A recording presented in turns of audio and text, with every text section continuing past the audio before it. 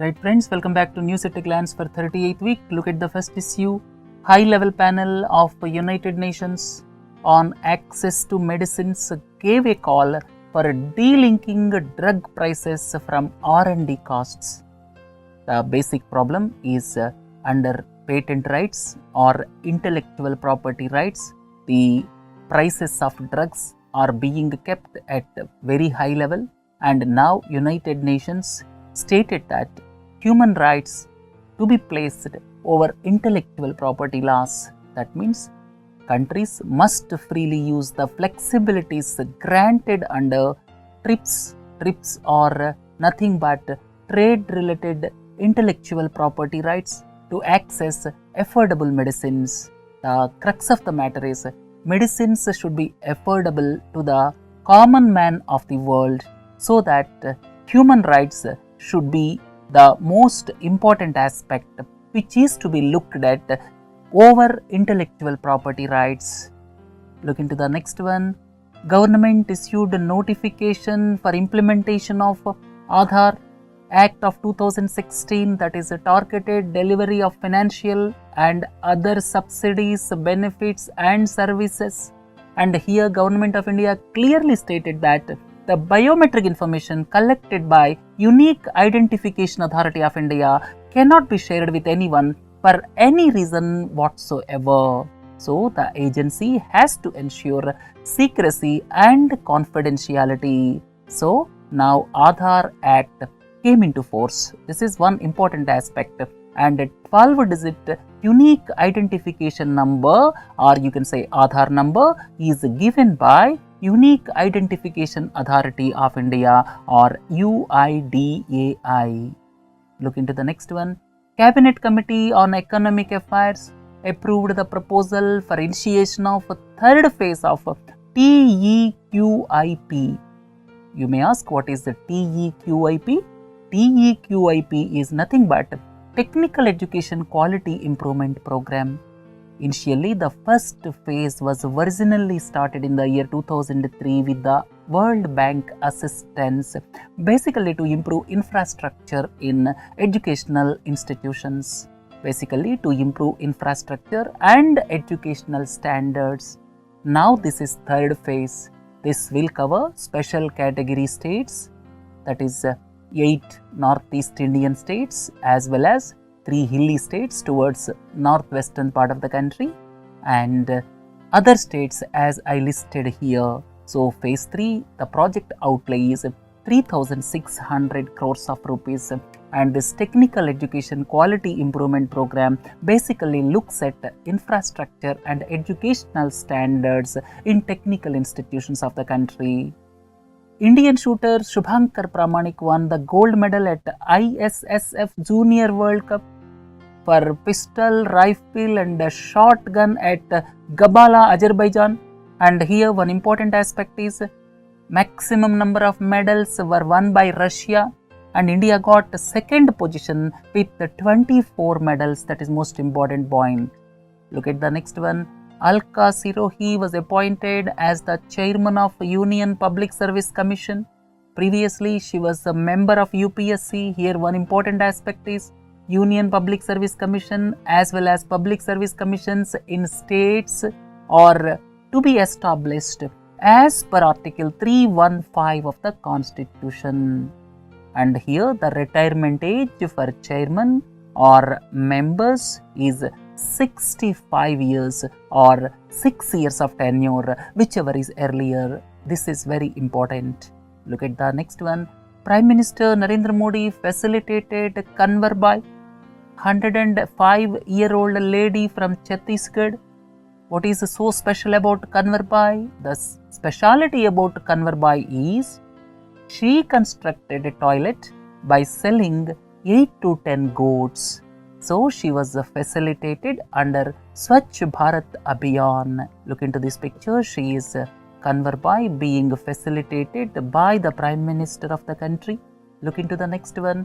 Axis Bank signed a memorandum of understanding with Banaras Hindu University. And please don't forget, Banaras Hindu University during the year 2016 completed 100 years of its existence. That is most important aspect. And the man behind the establishment of Banaras Hindu University is Pandit Madan Mohan Malaviya. And when we are talking about High Courts, Allahabad High Court completed 150 years, Patna High Court completed 100 years, and Banaras Hindu University completed 100 years. Recently, Karur Vaisya Bank completed 100 years of its existence. So these things please don't forget. And let us come back to the issue. Axis Bank signed MOU with Banaras Hindu University to start programs to offer specialized banking courses. Look into the next one. Indian-American physician and author Abraham Verghese. And his famous books include My Own Country, then Cutting for Stone. These are the famous books written by Abraham Verghese. At present, he is a professor of medicine in Stanford School of Medicine, and he was presented with the 2015 National Humanities Medal, and this National Humanities Medal is America's highest humanities award. That is one important and interesting point. And he was awarded for his contribution in the field of medicine, and Abraham Verghese is an Indian-American physician. 2016 International Buddhist Conclave will be held in Sarnath. And when you are talking about Sarnath, this is the place at the confluence of two rivers, Ganges and Gomati. This is very important point. And this is a Buddhist pilgrimage center situated in Uttar Pradesh. And 2016 International Buddhist Conclave will be held in Sarnath, Uttar Pradesh from October 3, basically to promote Buddhist sites in our country. Arvind Panagadia Committee to Define and Alleviate Poverty submitted its report recently. Arvind Panagadia, all of you are well aware, he is Vice Chairman of Niti Aayog. So, Arvind Panagadia Committee recently gave a report with regard to alleviation of poverty. And another committee, that is Arvind Subramanian Committee, gave a report on improving the productivity of pulses. At the same time, Madhukar Gupta Committee with regard to border fencing between India and Pakistan, and at the same time TVS Prasad Committee for the usage of Pava shells. So these things please don't forget. Look at the next one. Famous Hindi and Urdu writer, playwright and television personality Raita Sharma recently passed away, and he has written more than 150 plays for All India Radio. Anup Kumar from Haryana will lead India in next month's Kabaddi World Cup. Kabaddi World Cup for 2016 is going to be held in Ahmedabad, please don't forget. And head coach is Palwan Singh. 437 Pradhanmantri Jan Aushadhi Kendras were made operational in the country. The goal is to open 3,000 stores by March 2017. So this Jan Aushadhi stores, and please don't forget the flagship program is Pradhanmantri Jan Aushadhi Yojana to make available generic medicines at affordable costs to the masses of the country. And by March 2017, 3,000 generic medicine stores are to be established in the country. That is under Pradhanmantri Jan Aushadhi Yojana. And you may ask, which is the organization behind this establishment of Jan Aushadhi stores? Please look into this slide. This is Jan Aushadhi store, and the organization behind it is Bureau of Pharma PSUs of India in association with Department of Pharmaceuticals. So, Bureau of Pharma PSUs of India in association with the Department of Pharmaceuticals going to establish 3,000 Jan Aushadhi stores for supplying generic medicines at affordable prices to the masses of the country by March 2017. Look into the next one. India's appeal against WTO panel's ruling in favor of United States of America in solar cells and modules case was dismissed by appellate body. Previously, India lost the case with regard to solar cells. Now, India also lost when India appealed to appellate body. And here, United States of America challenged India with regard to domestic content requirements. Indian government contended that the power produced through solar panels will be procured by the government organization NTPC, so there should be exemption, but WTO panel as well as appellate body categorically stated NTPC is procuring electricity but not solar panels. That's why this is not covered by government procurement exemption. So, India lost the case with regard to domestic content requirement for solar panels in WTO against United States of America. Please don't forget. So, please look into this slide. This is a picture for solar cell, then solar module, then solar array, right? Look into the next one. Pakistan became the 104th country to sign Convention on Mutual Administrative Assistance in Tax Matters, and this convention is piloted by OECD. OECD is the grouping of countries, developed economies. They are headquartered in Paris, and this OECD piloted this Convention on Mutual Administrative Assistance in Tax Matters. Basically, this is an instrument against tax evasion and tax avoidance and automatic exchange of country by country reports, that is automatic exchange of financial account information in tax matters will be available. That means country by country reports will be available under the Convention on Mutual Administrative Assistance in Tax Matters. So, this is the powerful tool to fight against illicit financial flows, or you can say black money. And please don't forget, this convention is piloted by OECD as well as G20. Telecom connectivity to Andaman and Nicobar Islands will be improved with undersea cable link from Chennai. Cable will be led at the bed of the sea from Chennai to Andaman and Nicobar Islands. Please look into this slide. Chennai to Andaman and Nicobar Islands. This is the sea route through Bay of Bengal, and at present the connectivity is through satellite. Because of satellite connectivity, the communication is costly. That is one disadvantage. The second disadvantage is bandwidth availability is also limited through satellite. Hence, Government of India came up with the laying of cable over the bed of the Bay of Bengal from Chennai to Andaman and Nicobar Islands at a cost of around rupees 1100 crores, and this project is likely to be completed by December 2018. Look into the next one. Former Indian wicketkeeper MSK Prasad, he is from Andhra Pradesh, was appointed as the chairman of the National Senior Selection Committee in Cricket.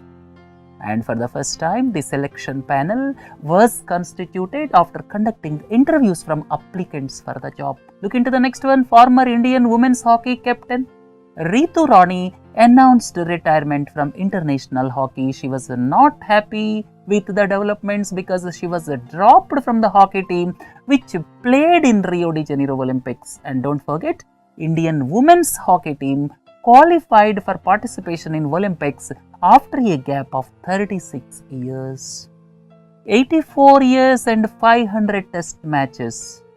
500th cricket test was held at Green Park, Kanpur. Captain Virat Kohli, India played against New Zealand. India defeated New Zealand by 197 runs. So this is the 500th test, and out of 500 tests, India won 130. India lost 157, and one test match was a tie. And at the same time, you may ask when the first test was held. The first test was held in 1932 between India and England at the Lords, and Captain C.K. Naidu, and the result for the first test, England defeated India by 158 runs. And if you want more statistics, Sachin Tendulkar has played maximum number of 200 tests out of 500. And most runs 15,921 by Sachin Tendulkar. Then most wickets, Anil Kumble 619 wickets. Then Rahul Dravid holds the record for most number of catches, 210 catches as non-wicket keeper. Then MS Dhoni, the captain with the maximum wins, 27 wins, and he also holds the record for most dismissals, 294 dismissals. So this is a little bit on statistics during India's cricket journey for the past 84 years. This is the picture, India's first test match in 1932, Lord's, England. This is the 500th test match in Kanpur Green Park against New Zealand. Tamra LNG Terminal. Tamra, you may ask, where is Tamra? Please look into this slide.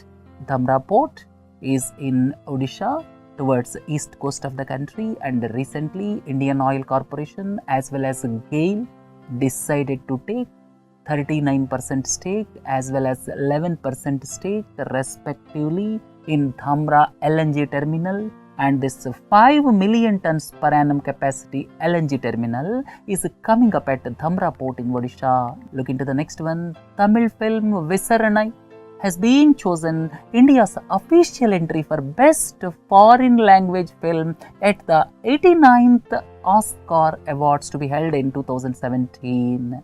So this is India's official entry for Best Foreign Language Film at the Oscar Awards next year. We have to wait and see whether it will get award or not, but it is official entry. Director Vetrimaran and starring Dinesh Ravi. Then Samudhirakani, Kishore Ajay Ghosh. And look into the next one. Ministry of Environment, Forest and Climate Change agreed to consider the request of Uttarakhand government to permit 10 hydroelectric projects of less than 25 megawatt capacity each with a combined capacity of 82 megawatt.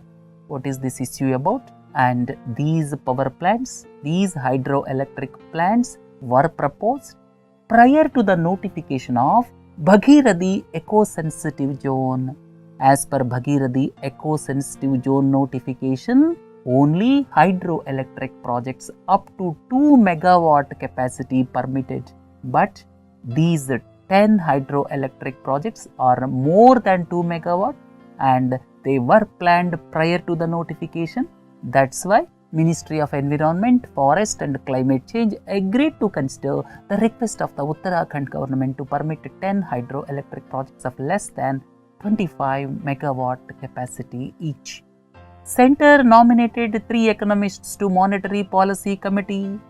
All of you are well aware, central government notified Monetary Policy Committee 6 members, 3 from Reserve Bank of India, 3 external members. Recently 3 members, that is external members, were nominated and for a fixed 4-year term, and it is non-renewable. All the 3 members I listed here, please go through it.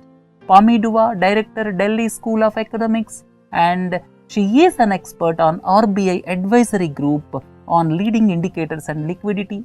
Then Chetan Ghate, Professor, Indian Statistical Institute. Similarly, Ravindra Dholakia, Professor of Economics, IIM Ahmedabad. So 3 external members, Pami Dua, Chetan Ghate, Ravindra Dholakia, and you may ask 3 internal members, naturally Governor Urjit Patel, then Deputy Governor R. Gandhi, then Executive Director Michael Patra. So these 3 members are from Reserve Bank of India, and those 3 are external members. Total 6 members will be there in Monetary Policy Committee. If there is a tie, then the casting vote will be by the Governor of Reserve Bank of India. These things don't forget. World Bank appointed Junaid Ahmad as its new country director for India. And Junaid Ahmad will take over from Onno Rahal. Please don't forget.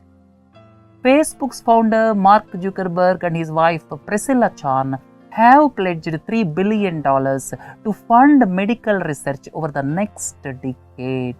They have already established Chan Zuckerberg Initiative, and funds will be distributed by Chan Zuckerberg initiative, which was created in December 2015. The ultimate goal of the foundation is to cure, prevent or manage all the diseases by the end of this century, that means by the year 2100. The world's largest radio telescope is coming up in China. It has got 500 meters aperture size. It is a 500 meters aperture spherical telescope. Cost is $180 million and present record is held by an observatory in Puerto Rico. And now Chinese will have the world's largest radio telescope. I have given here, please look into this slide. This is a 500 meters aperture spherical telescope, or you can say FAST. Look into the next one. Government shortlisted another 27 cities for smart cities mission under third phase. First phase they have nominated 20, second phase 13, third phase 27, total it makes 60 cities now. Look into the next one. As part of government's Africa outreach, Vice President of the country Hamid Ansari visited Nigeria and Mali. These two countries, please look into this slide. These are towards the western part of Africa. Mali is a landlocked country, whereas Nigeria has got a coastline towards Atlantic Ocean. Please look into this slide. And please don't forget, visit to Mali is the first ever high-level visit by India. Look into the next one. Madhusudan Sahu was appointed as the chairperson of Insolvency and Bankruptcy Board of India. What is the purpose of Insolvency and Bankruptcy Board of India? This is basically to regulate insolvency professionals and agencies. And don't forget, recently Government of India passed Insolvency and Bankruptcy Act. And at the same time, new ambassador to United States of America is Navtej Singh Sarna. He replaces Arun Singh. Wildlife conservationists are seeing a threat to Gangetic river dolphin. This Gangetic river dolphin, please look into this slide. This is Gangetic river dolphin, and this is our national aquatic animal also. Please don't forget. And at the same time, Gangetic river dolphin, that is a Sihu, was also declared as the city animal for Guwahati some time back. And Gangetic river dolphin was declared as endangered by IUCN in 1996. This IUCN is the organization which looks at the biological species for their survival, and this was declared as endangered in 1996. And this threat to Gangetic river dolphin arises primarily now because this national waterway 1 is declared from Allahabad to Haldia. This is around 1600 kilometers long and passes through 4 states, that is Bihar, Uttar Pradesh, then Jharkhand and West Bengal. Please look into this map. And at the same time, this is being implemented with the World Bank. World Bank is funding around rupees 4,200 crore for the project. And at the same time, this animal, that is Gangetic river dolphin, is protected under Schedule 1 of the Indian Wildlife Protection Act 1972 also. Right friends, please look into this. This is from Allahabad to Haldia, and government is now developing the first phase from Varanasi to Haldia. Look into the last one. Niti Aayog devised a short-term and medium to long-term plan to help India achieve 50 medals in 2024 Olympics. In 2016 Rio de Janeiro Olympics, we got only 2 medals, 1 bronze, 1 silver. And now the goal of the government is to get 50 medals by 2024. For that, short-term and medium to long-term plans are devised by Niti Aayog. I have listed out here what is to be done under short-term, medium to long-term. Please go through it. Right friends, with this let us conclude news at a glance. Please do join for questions and answers. Have a nice day. Thank you.